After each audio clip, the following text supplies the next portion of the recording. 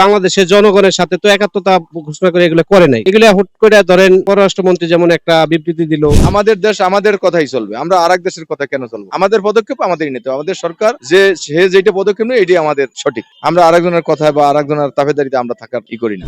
যাক, এখন তেলের ক্রাইসিসটা যদিও বর্তমানে যে অবস্থা এখন গভর্নমেন্টের ভিতরের ব্যাপারটা, এগুলো তো আমরা আসলে বাইরে থেকে বুঝবো না। যতটুকু মনে করি যে যারা তেলের মজুত করতেছে তাদের তেলের মজুতটা না করে সাধারণ জনগণের যাতে ভালো হয়, সবাই যদি সমানভাবে বন্টন করে তেলটা দিতে পারে, তাহলে গরিব মানুষ যারা ইয়ে করে চলে, যারা মোটর বাইক চালায় চলে, কিংবা যাদের তেলে আসলে দেখা গেছে প্রয়োজন, তাদের প্রয়োজনটা যতটুকু পারে সেই অনুপাতে মিটাইয়ে যাতে পরবর্তীতে যারা তারা সংসার ভালোভাবে চালাইতে পারে, এই বিষয়টা আর কি সরকারের খেয়াল রাখা উচিত তার মনে হয়। ইউনূস স্যার তো করে গেছে, হে তো ওই দেশে বসবাস করছে, এই বিদায়ে ওই দেশের কালচারটা সে করতে চাইছে। কিন্তু আমাদের বাংলাদেশ মুসলমান কান্ট্রি, আমাদের দেশে আমাদের কালচারই চলতে হবে। আমাদের বিদেশি কালচারে আমাদের দেশ চলবে না।